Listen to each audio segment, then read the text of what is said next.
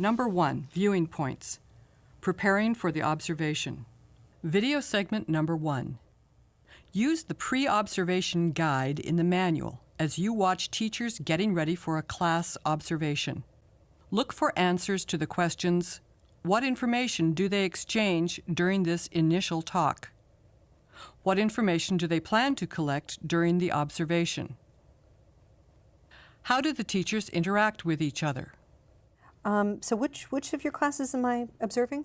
Okay, this is going to be the 110, Okay. the lowest of the 3 writing classes. So this class, they're basically just starting out, getting all the basic information about writing essays in English. Okay. And can you tell me a little bit more about their level? I haven't taught that class before. Yeah, they're usually, it's a mixed situation. Okay.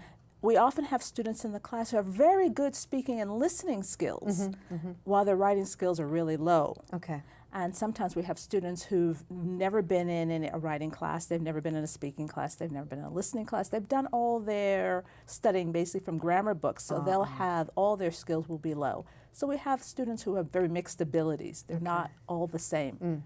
Sounds pretty challenging. Okay, here's another question for you. What is the teaching point of the lesson that I'm going to see? Okay, so the day that you come in, the students are actually going to just be starting to look at essay organization. All of these students have had a lot of writing experience in their own countries. They're familiar with specific styles of writing. So that's what we tell them in the 110. You know how to write. We're just teaching you to write in a different way.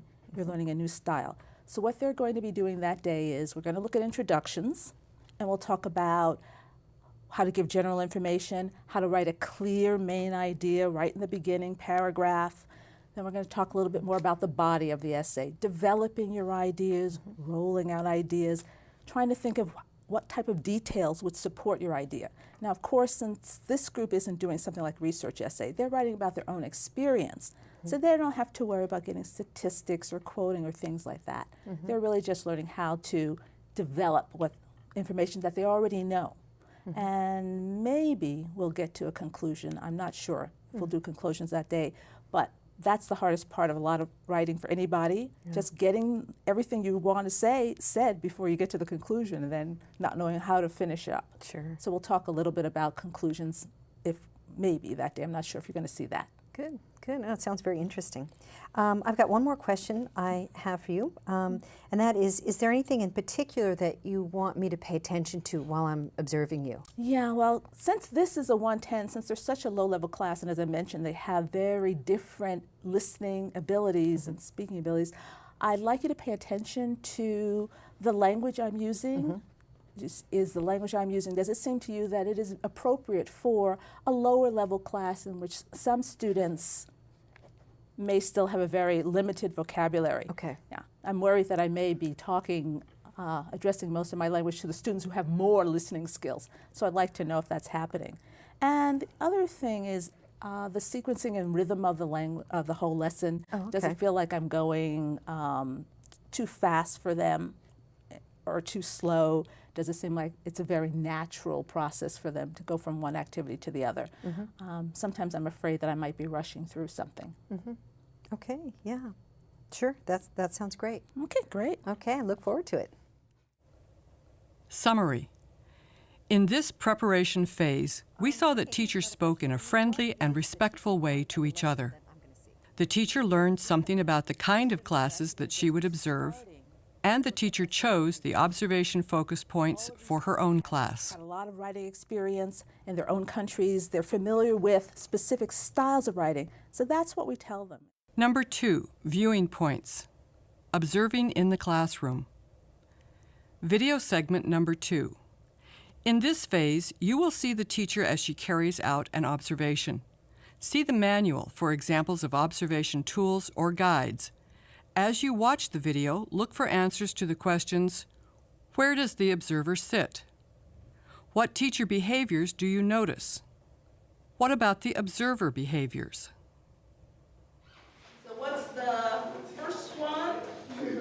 Number 2, people in different cultures all over the world have different systems for family life? Yes.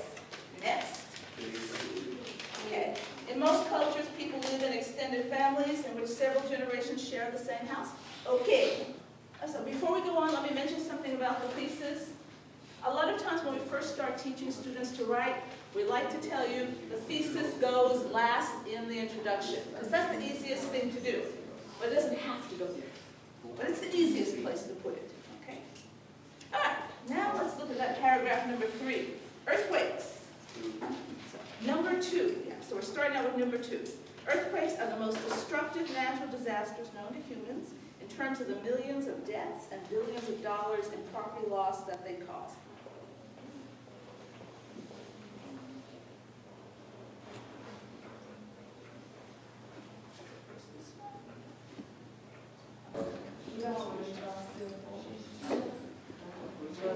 Almost! Just hit a wall. So close. No. That's the tricky part. How are we doing? And what are going to be the topics? What's going to be the topic of the first one? Yeah, economic independence. It's going to be a topic, and it's going to be the first topic in the body paragraph. Summary. In this phase, the teacher who was being observed simply taught class as usual.